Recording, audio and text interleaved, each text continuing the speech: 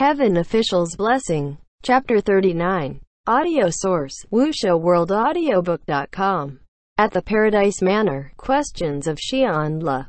Before Xie Lian could answer, Lang Qianchu, who had heard the suggestion, immediately cried out, "No!" Shi Qingshan looked at him. "Why not?" Lang Qianchu replied in a serious tone. "Prince Xian Le, do you really know the Crimson Rain Flower? I heard your conversation earlier. It seems you two are friends." Xie Lian nodded. "Then of course that plan is not feasible," Lang Qianchu said. "Even though a ghost king is no saint, but the fact that he went easy on you must mean that he sees you as a friend. If it's so, then one must not lie to a friend." Shi Qingshan could feel an oncoming headache. "My God, Qianchu, you dimwit." Yet Xie Lian laughed and nodded. "What His Highness Taiwa said is right." Lang Qianchu beamed. "You agree with me too, right?" Shi Qingshan. "How is that right? We are three heavenly officials. If we were to report back empty-handed, people would say that our success rate is even lower than Lingwen Palace's, and that would be an utter embarrassment." Xie Lian smiled, and just when he was about to speak, the sound of cries and howls that came from behind made them turn around. Just outside of the alley, a group of demons and ghosts ran past, shouting, "Where's that brat with the bandaged face? Where the hell is he?" Seeing the other two gods' alarm, Xie Lian reassured, "Don't worry, they're not after us." Just as the words left his lips, their ears were pierced by a shrill, deafening cry. The cry of desperation made Xie Lian's heart drop. Without a second thought, he ran off in that direction, and there, a bunch of oddly shaped silhouettes gathered in a circle outside the alley, yelling one after another, "He's caught! Beat him again! Fuck! However much this little scumbag stole from me, I'm going to slice it off of him one by one." Shi Qingshan caught up to him. "Your Highness, what's going on?" Xie Lian didn't respond, but walked towards the group step by step. His pace grew in speed, and soon he broke into a run. He forcefully pushed past a couple demons on the outside and saw that the person who was getting beaten by was a ragged boy. He looked about 15 or 16 of age, curled up on the ground, trembling uncontrollably. Even though he tightly clung onto his head, one could still see the layers of bandages that were messily wrapped around his head. The bandages were the same as his hair, stained with dirt. Wasn't this the same bandaged boy that Xie Lian had met at Mount Yuzhen and that had gone missing and couldn't be found? No wonder Lingwen Palace said they couldn't find any traces of him a couple days ago. How could Heaven's Lingwen Palace find him in the mortal realm if the boy had escaped to the ghost realm? In a moment of fury, the couple of demons that got pushed aside by Xie Lian pulled him out once more. One demon yanked on the bandages. "Look at how desperate he wants to keep his bandages on. I bet you this little beggar might even be uglier than me." Lang Qianchu was furious and shouted, "What are you doing?" as he threw out a few demons off to the side. Shi Qingshan didn't have the time to stop him and could only wave it around with his fan. "Qianchu, I thought we agreed on not to do things on impulse." This time around, Qianchu had riled up more demons. They roared, "And who do you think you are?" and lunged at him. "I'm sorry, Lord Windmaster," Lang Qianchu called. "This will be the last time." And he jumped into the fight, whacking the demons about. Shi Qingshan let out an exasperated sigh. "Ugh, I'm never going out with you again." Before joining the brawl, because they couldn't expose their spiritual energy, they could only resort to fighting with their fists and feet. The other smaller group that was beating up the boy was forcibly separated by Xie Lian. He kneeled down, wanting to help the boy get up. "Are you okay?" Upon hearing that voice, the boy shuddered and took a peek at him from his fetal position. Now that he had gotten a better look, Xie Lian discovered that the bandages that were wrapped around the boy's face were soaked with blood, with patches of black and red. It was a frightening sight, the appearance even scarier than when they had last parted. The two big eyes that emerged from the gap between the bandages were clear as day, black iris against the white, yet those dark eyes that reflected Xie Lian's silhouette were filled with fear. Xie Lian took the boy by the arm. "Come, stand up. It's going to be okay." To his surprise, the boy screamed, pushed Xie Lian away, and bolted. Since this boy had once been infected with the human face plague, he must be connected to the Xianla kingdom. The moment Xie Lian saw him, he could feel a tug in his heart and his mind became scattered. Caught off guard by the force of the push, even his straw hat had fallen off.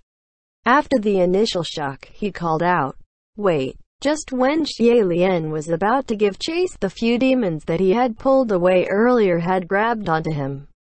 The boy headed down the street that was livelier than ever. At the rate that he was effortlessly weaving through the groups of ghosts and demons with his small frame, the boy would disappear soon. It would be difficult for Rui to track down a person in this kind of setting, so in that split moment of urgency, Xie Lian called out, "My lords, I'll leave this matter with you. Let's separate for now. Go hide and we'll meet here again in 3 days latest." Rui slid out and sent those demons flying in the direction of the other two officials. He bent over slightly, picked up his straw hat and set off running in the direction of the boy. He squeezed through the crowd with immense difficulty while shouting, "Excuse me, excuse me." Yet because the boy had spent most of his life hiding in the mortal realm, escaping was practically second nature to him. First there was a head, then there was a shadow, after that, there was nothing. He was getting farther and farther away. Xie Lian didn't know if it was his imagination, but he felt that the crowds on the street were getting thicker by the minute. With humans and ghosts alike pressed against each other, it really made it difficult for him to pass through. In the midst of all that chaos, Xie Lian's mind was tumultuous and knocked over a number of stalls, and he cried, I'm sorry, as he continued to run. Ghosts and demons weren't ones to be crossed easily, however, and they yelled after him, "Sorry da shit, catch him." Xie Lian felt a coldness on his back all of a sudden, as if a hand had grabbed him, and he immediately knocked it back. Who is it? It was hard to tell where the hand came from, but all the ghosts and demons surrounded him, their voices screeching and terrible. "Oi, let's teach this little paleface a thing or two. How dare he start shit in our ghost city?" A large crowd of monsters and spirits poured into the horde, and seeing that he was about to lose that boy in the crowd, Xie Lian did his best to throw off the hand that caught him. "Everyone, I'm really sorry, I don't mean any harm. Let me go to find someone and I'll be back to pay you all back." The horde of ghosts and demons were relentless. As if, in the midst of all the pushing and pulling, that boy had disappeared completely. Xie Lian slowed to a stop and stood where he was dazed. Truthfully, he really couldn't be sure what he was feeling. Was it disappointment in not being able to catch the other, or was it relief that a nightmare had passed? Suddenly, there was a commotion amongst the demon crowd, and they immediately parted to the sides, forming a path, as if someone of importance was about to arrive. Xie Lian came to and saw a tall silhouette of a black-clad figure walked straight towards him through the path created by the mob. He yelled, "Settle down. Let him go." The black-clad figure, like most of the ghosts and demons, wore a mask. It was a funny mask with a face as if it was smiling woefully. The mob muttered under their breaths, "It's the Sha Xian Yuan officer." And they released their hold on Xie Lian. It seemed this black-clad figure was someone significant in the ghost city. The moment he approached Xie Lian, he bowed. "Greetings, cultivator. The Lord wishes to see you." Me?" Xie Lian pointed at himself. The Sha Xian Yu officer replied, "That's correct. The Lord has been waiting for you at the Paradise Manor." All around them the mob sucked in their breaths. "The Lord wants to see him? Did I hear this wrong? Paradise Manor. That's the Lord's sanctuary. It's never seen guests." Some pointed out, "Wait a sec, wasn't he the one who won against the Lord today at the Gambler's Den?" "No, the one the Lord educated." All eyes were now focused on Xie Lian, each pair bigger than the next. Xie Lian couldn't help but raise his straw hat to hide his face. Sha Xianyu officer made a gesture. "This way, please." Xie Lian nodded and followed behind him. The crowd parted once more, and the demon officer led Xie Lian through the path. No one dared to follow, and after an instant's time, the two left the bustling street behind, going further and further into the backwoods. During their walk, the two didn't converse.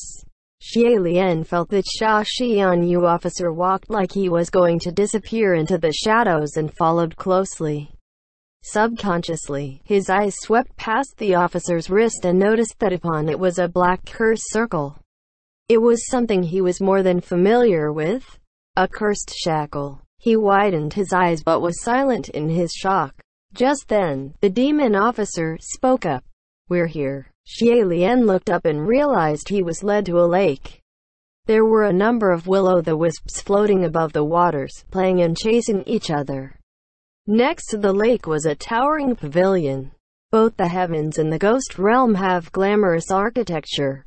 However, the distinguished buildings of the heavens put emphasis on prominence and prestige, whereas the buildings in the ghost city were glamorous in their bewitchment and frivolity. Even the large letters of this pavilion, Paradise Manor, emitted an evil aura. After some thought, Xie Lian still entered. Raising a beaded curtain, a warm perfumed air came rushing to his face. Xie Lian moved his head slightly to avoid getting engulfed in that scent. Soon, he came to a large hall. The inside of the hall was covered in a thick, snow-white carpet made from the fur of an unknown beast. Many beautiful and captivating women, barefooted and clad in light silk, were dancing and playing, sensual and beguiling. The music he heard came from them. The ladies were spinning seductively like bouquets of roses covered in thorns, blossoming in the midst of night. When they spun to Xie Lian, they playfully teased him with their eyes. If any passerby of the night were to accidentally intrude upon this scene, surely they would be even more frightened or enchanted. However, when Xie Lian was observing the main hall, his eyes went straight through those women. The first thing he saw was Hua Cheng, who was seated in the very back of the main hall. At the end of the hall was a large futon made of black jade, expansive in size and can probably fit over 10 people. But there was only one sitting upon it, and it was Hua Cheng. There were a number of gorgeous ghost women dancing before him, but he didn't spare them any looks, only lazily keeping an eye on what's before him. In front of Hua Cheng was a small, golden palace. From afar, it looked like a heavenly palace, but on closer inspection, that little palace was built from thin sheets of gold foil stacked upon one another. Gold foil palace. Xie Lian had played this game often when he was a child. It's a game that's no different than village kids stacking rocks to build houses. Yet because he disliked separation by nature when he was younger, it didn't matter what it was, as long as the objects were placed together. Xie Lian would refuse to separate them. After making a palace, he'd forbid anyone to touch it, wishing if only he could glue the fragile sheets together so that it'd never collapse. When he was even younger, if he saw his golden palace fall apart, he'd be depressed to the point of refusing food and sleep until the king and queen coaxed him from his shell. The golden palace before him now was grand, layered in hundreds of foil sheets, fragile like an egg, as if a gentle breeze could blow it down. Xie Lian prayed mentally, "Don't fall. Don't fall." After a moment, however, Hua Cheng gazed at his work and flashed a smile, raised a finger and flicked at the top of the golden palace. The foils fluttered and collapsed into a heap. Gold foil bestrewn the ground, the golden palace was destroyed. Having knocked it down, Hua Cheng appeared amused by his handiwork, like a child who'd pushed over a tower of building blocks.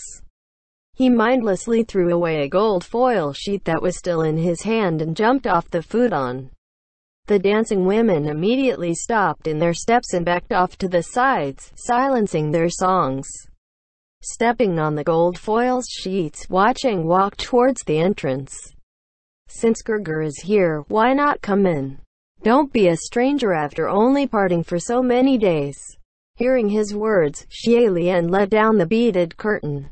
Earlier in the gambler's den, it was San Lang who pretended not to recognize me. Hua Cheng approached and stopped at Xie Lian's side. Lang Qianchu was there, so if I didn't put on an act, I'd be giving Gerger trouble. That was some really sloppy act, Xie Lian thought. As for seeing through Lang Qianchu's identity, Xie Lian wasn't the least bit surprised. In fact, Hua Cheng probably knew that Shi Qingchen was mixed in the crowd too, so Xie Lian spoke without hesitation. Sanling is knowledgeable as always. Hua Cheng laughed. Of course. So, is Gerger here especially to visit me this time? If Xie Lian had to be honest with himself, had he known Hua Cheng was here he would have asked for leave so he could pay a visit. Alas, that wasn't the case. Hua Cheng, however, didn't bother waiting for Xie Lian's response. He smiled. Whether if you're here to see me or not, I'm still happy. Xie Lian was startled by those words. He hadn't had a chance to respond when the women standing on the side started giggling. Hua Cheng slighted his head and they all stopped at once, their heads bowed low, and soon filed out of the hall, leaving only the two of them in this expansive chamber. Come have a seat here, Gerger, Hua Cheng said. Xie Lian followed him and watched as he walked, smiling. So this is your real appearance. Hua Cheng stopped in his step. Translator's notes. Sha Xian Yu translates to Waning Crescent Moon. End chapter.